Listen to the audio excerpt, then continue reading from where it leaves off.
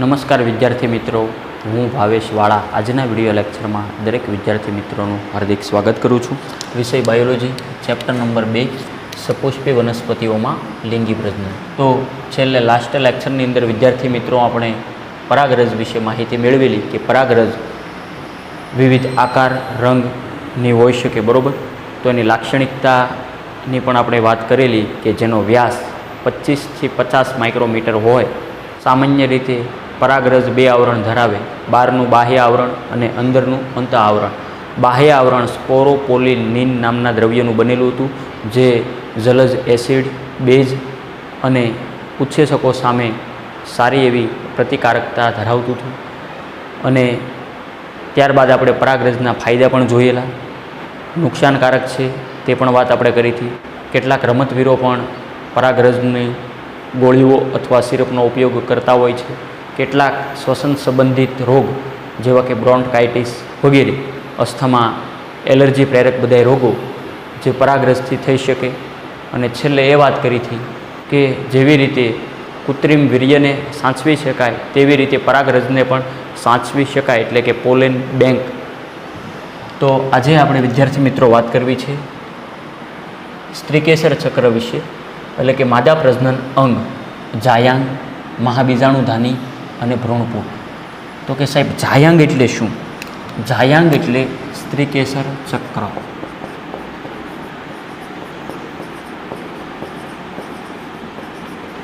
જાયાંગ એટલે શું? સ્ત્રીકેસર ચક્ર. મહાબીજાણુધાની એટલે શું? અંડક. અને ભ્રૂણપૂટ એટલે શું? આ ત્રણેય આપણે ડિટેલમાં શીખવાનું છે. યાદ કરી લઈએ આપણે થોડુંક આગળના લેક્ચરો મુજબ. અહીંયા ધ્યાન, આ બધું યાદ કરવું પડે ભાઈ. સ્ત્રીકેસર,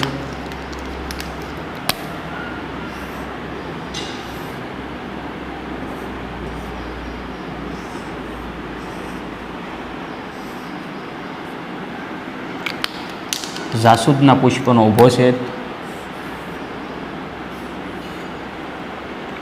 આ નામ હું હવે રિપીટ નથી કરતો, આપણે ઓલરેડી સમજી ગયા.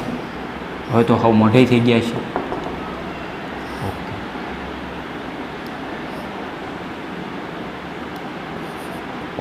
સારું. તો અહીંયા આપણે શેની વાત કરીએ છીએ? સ્ત્રીકેસર ચક્ર. તો અહીંયા ફક્ત આ જે બ્લુ છે તે જ તમને દેખાવું જોઈએ. આ રચના સ્ત્રીકેસર ચક્ર, વજ્રચક્ર, દલચક્ર, પુંકેસર ચક્ર અને સ્ત્રીકેસર ચક્ર. યસ, આ બ્લુ રંગનું. રેડી? ત્યારબાદ અંડક બીજાશયના પોલાણની અંદર હોય. હવે હું અહીંયા સ્ત્રીકેસરની સૌપ્રથમ થોડીક વાત લઈ લઉં કે સ્ત્રીકેસર ચક્ર છે એ વિદ્યાર્થી મિત્રો સામાન્ય રીતે 3 ભાગનું બનેલું છે. ક્યાં ક્યાં કયો? એક આ એટલે પરાગાસન, બીજું આ પરાગવાહિની, અને ત્રીજું આ એટલે બીજાશય. અહીંયા ધ્યાન. હવે આની લાક્ષણિકતા શું કીધું કે સ્ત્રીકેસર ચક્ર 3 ભાગનું બનેલું છે. ક્યાં ક્યાં? તો એમાં પરાગાસન, ત્યારબાદ પરાગવાહિની અને ત્યારબાદ બીજાશય. આપણે પ્રેક્ટિકલી નોલેજ મેળવી રહ્યા છીએ. એનસીઆરટી બુક્સમાં વર્ણન બધું આપેલું છે કે સ્ત્રીકેસરનો સૌથી ઉપરનો ભાગ, જેને શું કહેવાય? પરાગાસન, જે પરાગરજનું આશ્રય સ્થાન છે. કે અહીંયા પરાગરજ આવશે તો એનું સ્થાપન સૌ પ્રથમ ક્યાં થાય? અહીંયા. એટલે કે પરાગરજ માટેનું આસન, બોલે તો પરાગાસન. યાદ રહે. ત્યારબાદ આ જે કાંઈ પરાગાસનમાંથી ગ્રહણ કરેલી પરાગરજને વહન કરતી નળી એટલે પરાગવાહિની. અને આ જે ફૂલેલો તલસ્થ ભાગ સ્ત્રીકેસરનો, જેને શું કહેવાય? બીજાશય. તો આ ત્રણેય શબ્દો, એટલે કે સ્ત્રીકેસરમાં કેટલા ભાગો છે વિદ્યાર્થી મિત્રો? 3. ક્યાં ક્યાં? પરાગાસન, પરાગવાહિની અને બીજાશય. ક્લિયર?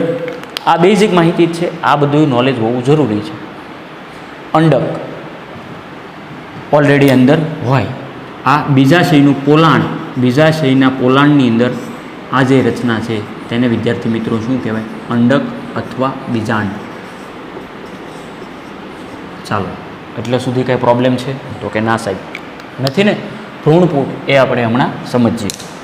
તો હવે આપણે વાત કરીએ સ્ત્રીકેસરની. તો કે સાહેબ સ્ત્રીકેસર ચક્ર છે એ વનસ્પતિના પુષ્પમાં એક હોય કે અનેક હોય, તો તેના આધારે એના આપણે પ્રકારો લઈ લઈએ.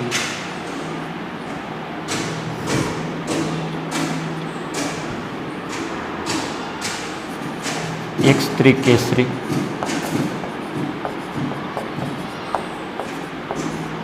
અને બીજું બહુસ્ત્રીકેસરી. એટલે શું?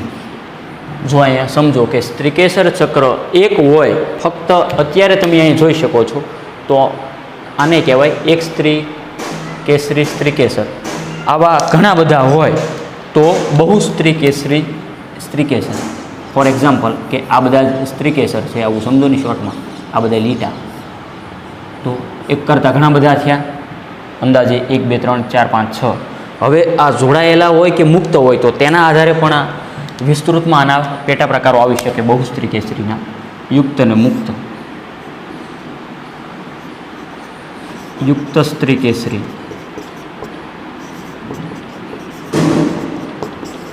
અને જો મુક્ત હોય તો મુક્ત સ્ત્રીકેસરી.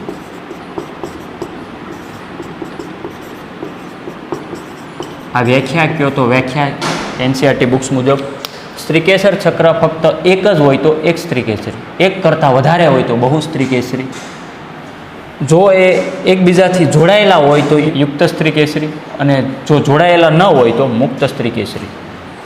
રેડી? હવે અહીંયા ધ્યાન આપો. આ અંડક છે, આપણે શીખી ગયા તો કે યસ. હવે અંડક બીજાશયના પોલાણમાં છે, જે જગ્યા દ્વારા જોડાયેલો હોય બીજાશયના પોલાણમાંથી આ જે રચના, તો આ રચનાને વિદ્યાર્થી મિત્રો જરાયુ કહેવાય. યાદ કરો, ધોરણ 11 સાયન્સની અંદર આવી ગયું જરાયુ વિન્યાસ. આ શું છે? જરાયુ. અંડક જોડાયેલું હોય આવી રીતે.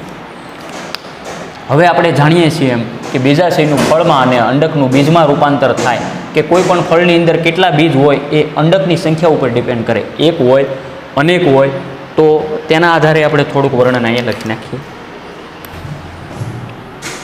જરાયુ પરથી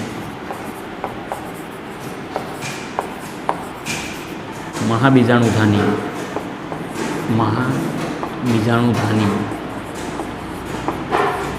ઉદ્ભવે છે,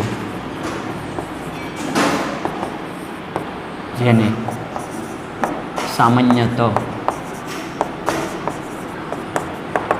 અંડકો કહે છે. તો વિદ્યાર્થી મિત્રો વ્યાખ્યા. અંડકો એટલે શું? જરાયુ પરથી મહાબીજાણુધાની ઉદ્ભવે, અને તેને શું કહેવાય? અંડકો. મહાબીજાણુધાની એટલે યાદ કરો, આ વાતમાં ભૂલી જાવ એ આપણને વાંધો હો ભાઈ. મહાબીજાણુધાની એટલે શું? અંડક. જરાયુ પરથી આપણે જરાયુ દર્શાવી, તેમાંથી જે વિકાસ પામે જે રચના, તેને સામાન્ય રીતે અંડકો કહેવાય. હવે અંડકોની સંખ્યાના આધારે એને આપણે પ્રકારો ઉદાહરણ સહિત લઈ લઈએ.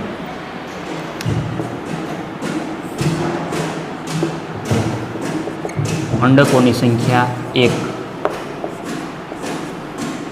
અંડકની સંખ્યા 1. અંડકની સંખ્યા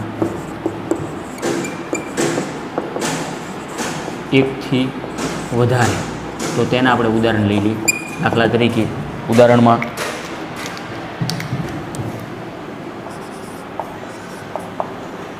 ઘઉં, ડાંગર, કેરી વગેરે વગેરે. જ્યારે અંડક 1 થી વધારે હોય તેવા પપૈયું, તરબૂચ, ઓર્કિડ્સ વગેરે. બીજી વાર શોર્ટમાં રિવિઝન જોઈ લઈએ કે સ્ત્રીકેસર ચક્ર છે એ માદા પ્રજનન અંગનું પ્રતિનિધિત્વ કરે છે વિદ્યાર્થી મિત્રો. તો સ્ત્રીકેસર એટલે કે પ્રત્યેક સ્ત્રીકેસર એક આવેલું હોય તો 1, 10 આવ્યો હોય તો 10, અને 100 એ 100. એ પ્રત્યેક સ્ત્રીકેસર 3 ભાગ ધરાવે: પરાગાસન, પરાગવાહિની અને બીજાશય. અત્યારે ફક્ત આપણું કામ પુષ્પમાંથી સ્ત્રીકેસર ચક્ર ઉપર આપણું ધ્યાન ફોકસ હોવું જોઈએ. તો જાયાંગ, મહાબીજાણુધાની એટલે અંડક, ભ્રૂણપૂટ, એ આપણે બધું 1 by 1 શીખીએ છીએ. સ્ત્રીકેસર ચક્રમાં જો એક હોય તો એક સ્ત્રીકેસરી, એક કરતાં વધારે બહુસ્ત્રીકેસરી, જોડાયેલા હોય તો યુક્ત, ન જોડાયેલો હોય તો મુક્ત. જરાયુ પરથી મહાબીજાણુધાની ઉદ્ભવે, જેને સામાન્યતઃ અંડકો કહેવાય. અને અંડકની સંખ્યા એક હોય, દાખલા તરીકે એવા ઘઉં તો કે ડાંગર એટલે ચોખા, કેરી તો આપણને ખ્યાલ છે કે કેરીના ગોટલો એક જ હોય, એક ફળની અંદર એક. દાખલા તરીકે બીજું કે સીભડું હોય તો એમાં ઘણા બધા બીજ હોય. એવી રીતે અંડકની સંખ્યા એકથી વધારે તો એમાં મેં કીધું એમાં સીભડું આવી શકે, કાકડી આવી શકે. જેટલા ઉદાહરણ લ્યો એટલા અહીંયા ઓછા પડશે. આ તો ખાલી જાણીતા ઉદાહરણ થોડાક. પપૈયું છે, તરબૂચ છે, ઓર્કિડ છે, પાઇનેપલ છે, આ બધું ઘણા બધા છે વગેરે. તો ખૂબ સહેલું છે ને વિદ્યાર્થી મિત્રો. તો સૌપ્રથમ આકૃતિ સહિત વર્ણન એટલું વ્યવસ્થિત નોટ કરો, ત્યારબાદ આગળ વધીએ.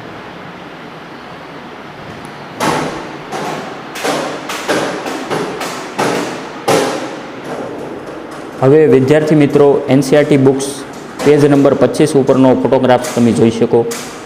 તો એમાં સ્ત્રીકેસર દર્શાવતું જાસૂદનું વિચ્છેદિત પુષ્પ એટલે કે એ રચના. તો એમાં પરાગાસન, પરાગવાહિની, અંડાશય એટલે કે બીજાશય અને પુષ્પાસન, એ દરેક ભાગ તમે જાણો છો.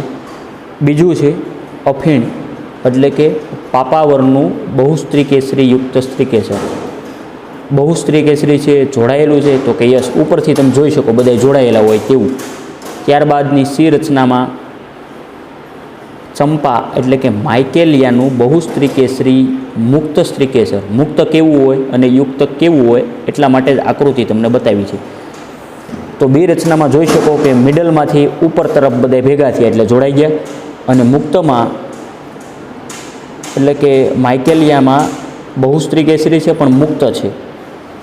જ્યારે ડી રચના છે, લાક્ષણિક ઉધ્વમુખી અંડકનો રેખાકૃત દેખાવ, તે હમણાં આપણે ડિટેલમાં જોવાનો છે. બોર્ડ ઉપર ધ્યાન.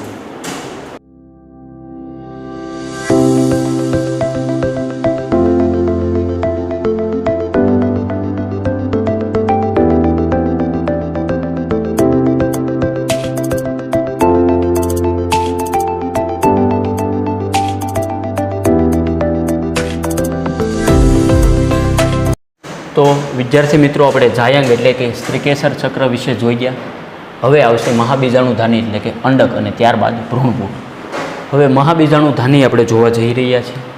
તો સૌપ્રથમ તેની રચના જોવી પડે અને ત્યારબાદ વર્ણન જોવો ને તો બધું આવડે. બાકી મોટાભાગનું ગોખવું પડશે, ડાયરેક્ટ વર્ણન જોઈશું તો. સૌપ્રથમ આકૃતિ જોઈ. હવે અત્યારની આકૃતિ જોઈએ તો એમાં થોડોક મૂંઝારો થાય એવું છે. તો હું તમને ઓલ્ડ આકૃતિ સૌપ્રથમ હું દોરું છું, ત્યારબાદ એક સ્લાઇડમાં ઓલ્ડ અને ન્યૂ બંને આકૃતિ બતાવીશ એક સાથે, અને ત્યારબાદ આપણે વર્ણન યાદ રાખવાનો પ્રયત્ન કરીએ. તો સૌપ્રથમ હું ઓલ્ડ રચના અહીંયા દોરી રાખું છું અને એ રચનાના સહારે આજનું વર્ણન બધું જોઈએ મહાબીજાણુધાની અંડકનું. ક્લિયર? તો વિદ્યાર્થી મિત્રો, આકૃતિ રેડી છે. મહાબીજાણુધાની અંડક આપણે ડિટેલમાં જોઈએ. અધોમુખી અંડકની રચના ઓલરેડી મેં દોરી રાખી. તો કે સાહેબ આ છે શું બધું? હમણાં મેં તમને શીખવાડ્યું છું, એમ યાદ કરો. હમણાં આપણે શું દોર્યું હતું કે દાખલા તરીકે સ્ત્રીકેસર ચક્ર માદા પ્રજનન અંગનું પ્રતિનિધિત્વ કરે આ ભાગ, અને તેની અંદર જે હતું આ બીજાંડ કે અંડક, આની વાત છે. હવે આ જરાયું હાકે ના, આ ગોળ ભાગ, આ મેં ઝૂમ કર્યું, લ્યો નહીં, આવું સમજો નહીં. આ જે છે એ જરાયું છે. રેડી? આ અંડક, આ ગોળ જે ડોટ દેખાય એ હવે ઝૂમ કર્યું. હવે આમાંથી વ્યાખ્યાઓ ખાસ અગત્યની છે, તો આના નામકરણ સહિત આપણે જોતા જઈએ. વ્યાખ્યા: અધોમુખી એટલે શું? અધો એટલે નીચે, આનું મુખ નીચે છે. અધોમુખી અંડક, ઉધ્વમુખી. અને અત્યારે આપણે નવી એનસીઆરટી મુજબ ઉધ્વમુખી અંડકનો ફોટોગ્રાફ છે. હું અત્યારે અધોમુખીના આધારે બધું તમને સમજાવું છું. તો આપણે આ જાણીએ છીએ કે અંડક એ નાની દંડ જેવી રચના છે જે જરાયુ દ્વારા જોડાયેલી હોય બીજાશયના પોલાણમાં. આ આપણે બધું શીખી ગયા હમણાં. વ્યાખ્યા આપણે લખી નાખીએ 1 by 1. અંડક એ નાની દંડ જેવી રચના છે જે દંડ વડે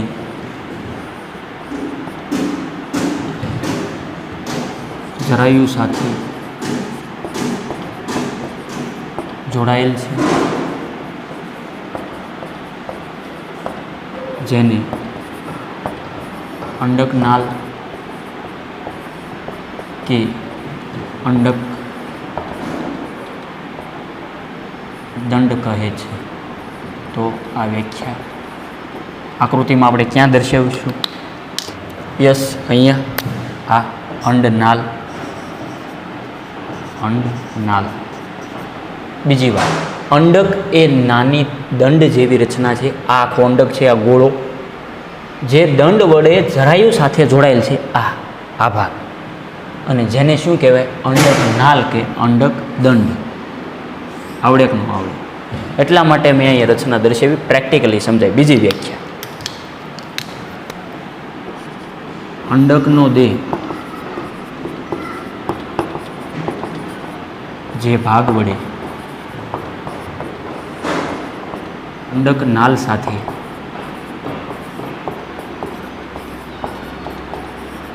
જોડાયેલો હોય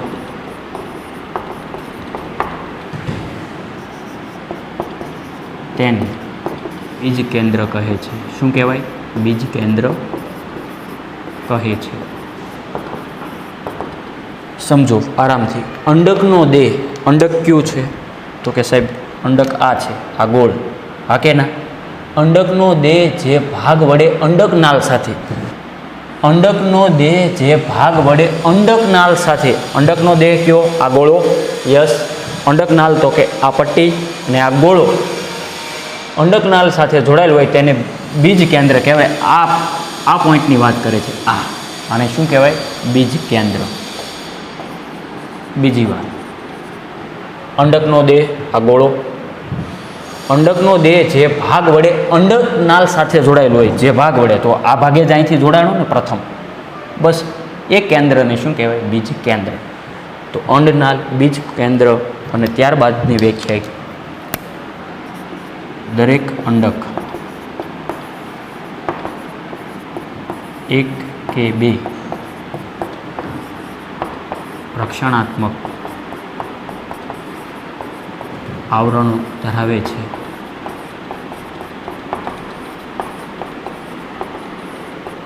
જેને અંડકાવરણો કહે છે. અંડકાવરણો કહે છે.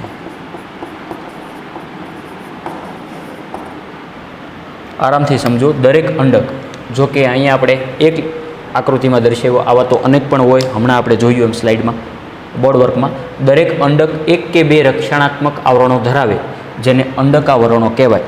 આ દાખલા તરીકે 12નો એટલે બાહ્ય અંડકાવરણ, બાહ્ય અંડકાવરણ. અને અંદરનો હોય તો આ માની લો, આ અંદરનો અંત અંડકાવરણ. આવડે કે ગોખવું પડે? તો કે આવડશે. આકૃતિ આવડે એટલે આવડે, એટલા માટે આકૃતિ દર્શાવી. અને આ બધા જે ગોળા શું કહેવાય એ પણ હજી આપણે ડિટેલમાં શીખવાના છે. એ આખું ભ્રૂણપૂટનું બધું નિર્માણ થાય, કેવી રીતે થાય, બધી 7 કોષીય અને 8 કોષીયની અવસ્થા બધી શું કહેવાય, એ બધું 1 બાય 1 સ્ટેપ બાય સ્ટેપ આપણે જોઈશું.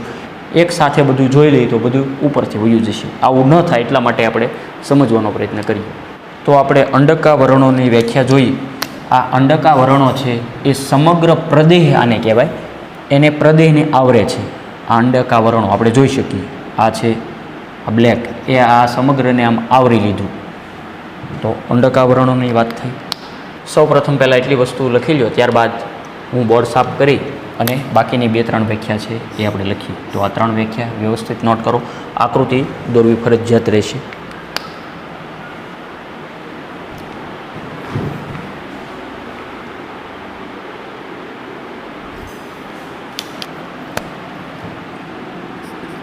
અંડકાવરણો સમગ્ર પ્રદેહને આવૃત કરે છે.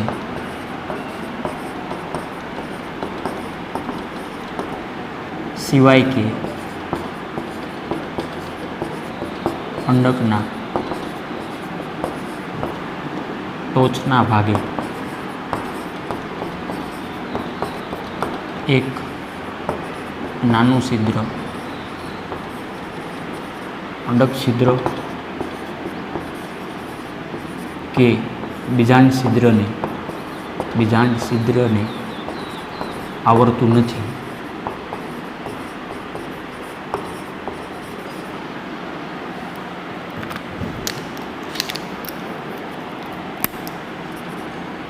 અંડક છિદ્રના સામેના છેડે અંડક તલ આવેલું છે.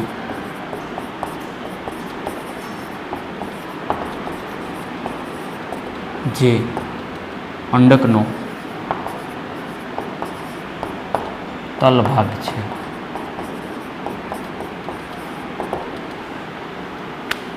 તો હવે આપણે આકૃતિમાં ગોતો ને અંડછિદ્ર ક્યાં, તો કે આ છિદ્ર દેખાય છે તે અંડછિદ્ર, અને આ ઉપરનો છેડો આ અંડક તલ. આકૃતિના નામકરણ આપણે સમજવાના છે. અંડકાવરણો સમગ્ર પ્રદેહને આવરિત કરે છે, જોઈ શકો, સિવાય કે અંડકના ટોચના ભાગે. તો કે અંડકની ટોચ આ થઈ હો, કારણ કે એનું મુખ નીચે છે, મુખ નીચે છે તો એની ટોચ આ થઈ ને, આ રીતે છે. અધોમુખી, ઉધ્વમુખી હોત તો આની ટોચ આ થઈ. આપણી એનસીઆરટી બુક્સમાં આમ દર્શાવ્યું, ઉપરની બાજુ ઉધ્વમુખી છે, આ અધોમુખી છે, એટલે એની ટોચ આ થઈ. અહીંયા ધ્યાન. અંડકાવરણો સમગ્ર પ્રદેહને આવરિત કરે છે, સિવાય કે અંડકના ટોચના ભાગે એક નાનું છિદ્ર આવેલું છે, જેને અંડક છિદ્ર કે બીજાંડ છિદ્ર કહેવાય, તેને આવરતો નથી. એટલે કે અંડકાવરણો અંડક છિદ્ર કે બીજાંડ છિદ્રને આવરી શકતા નથી, ત્યાં જોઈ શકાતા નથી. આપણે જોઈએ છીએ અંડક છિદ્રના સામેના છેડે અંડક તલ આવેલું છે, એટલે એનું જે તળિયાનો ભાગ, બરાબર, આ મુખ્ય, આ સામેનું એનું તળિયું અંડક તલ. અંડક છિદ્રના સામેના છેડે અંડક તલ આવેલું છે, જે અંડકનો તલ ભાગ છે, એનો લાસ્ટ ભાગ. ક્લિયર?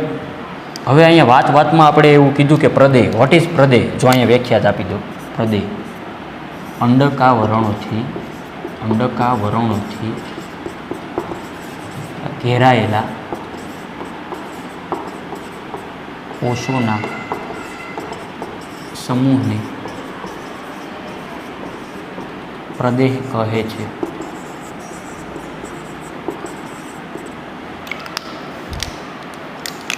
અને આની ખાસિયત તો કે પ્રદેહના કોષો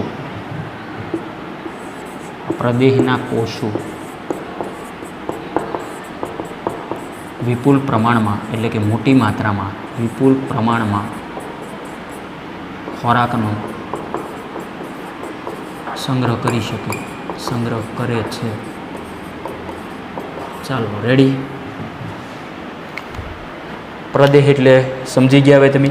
અંડકાવરણોથી ઘેરાયેલા કોષોનો સમૂહ, આ બધું જ આપણે ગ્રીન દર્શાવ્યો, એની અંદરનું જે કાંઈ બધું અંડકાવરણોથી ઘેરાયેલ કોષોનો સમૂહ, આ ભાગ, દાખલા તરીકે આ બધું ગ્રીન હાઇલાઇટ, તો આને શું કહેવાય? પ્રદેહ.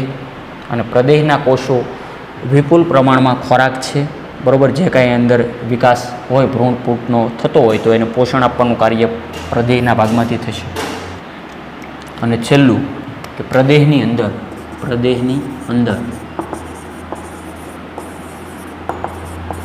ભ્રૂણપૂટ અથવા માદાજન્યુજનક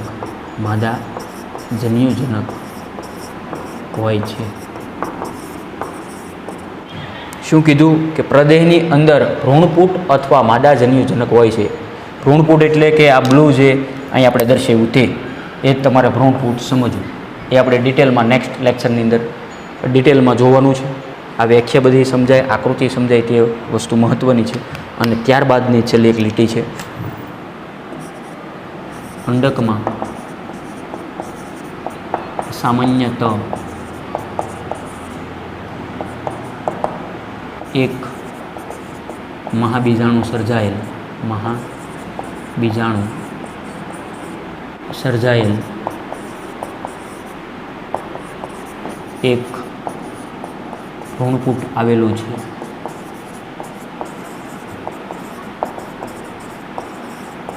શું કીધું લાસ્ટમાં? અંડકમાં સામાન્યતઃ એક મહાબીજાણુમાંથી સર્જાયેલ શું આવેલું છે? ભ્રૂણપૂટ. અંડકમાં આ ભ્રૂણપૂટ તો આપણે જોયું કે નહીં? આ રેડી? તો વ્યાખ્યા ક્લિયર છે. એનસીઆરટી બુક્સનું મોસ્ટ ઓફલી વર્ણન આવી ગયું અને ત્યારબાદનો જે ટૉપિક છે મહાબીજાણુ જનન તે વિદ્યાર્થી મિત્રો નેક્સ્ટ વિડીયો લેક્ચરમાં આપણે જોઈશું. પણ અહીંયા અધોમુખીન ઉધ્વમુખીન શું કહેવાય તો તેની એક સ્લાઇડ એક્સ્ટ્રા એ પણ સમજાવું છું. નવી એનસીઆરટી બુક્સની અને ઓલ્ડ સિલેબસની આકૃતિ તે પણ એક સાથે આપણે જોઈ લઈએ, ત્યારબાદ આજનું વિડીયો લેક્ચરનું કામ આપણે પૂરું કરીએ.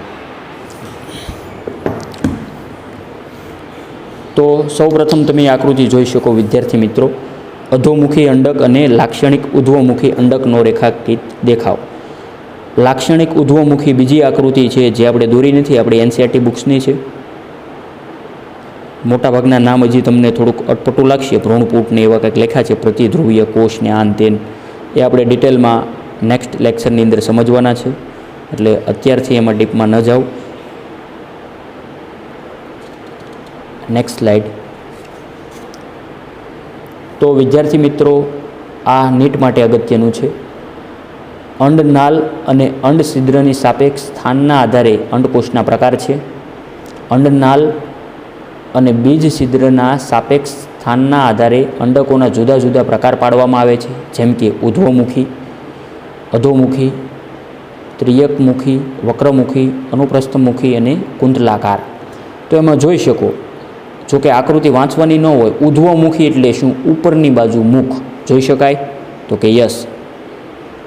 ત્યારબાદ કુંતલાકાર, આમ જલેબીની જેમ વળીને અંદરથી મુખ એનું ખુલ્લું, જો કે ઉપરની બાજુ જ છે પણ ઉપર જલેબીનો એક આંટો વળી ગયો, એટલા માટે કુંતલાકાર. અધોમુખી તો આપણે ઓલરેડી બોર્ડમાં દોર્યું જ હતું. અનુપ્રસ્થમુખી એટલે કે આડું. ત્રિયકમુખી એટલે કે ક્રોસમાં છે. અને વક્રમુખી તો તે પણ તમે જોઈ શકો છો. ખાસ ત્રિયકમુખી અને વક્રમુખી એક જેવું લાગે, પણ ખાસ એમાં ઓબ્ઝર્વેશન કરી લેજો. અને ત્યારબાદ વિદ્યાર્થી મિત્રો મહાબીજાણુ જનન જે નેક્સ્ટ વિડીયો લેક્ચરથી આપણે કન્ટિન્યુ કરીશું. તો વિદ્યાર્થી મિત્રો આજનો વિડીયો લેક્ચર એટલે સુધી રાખીએ.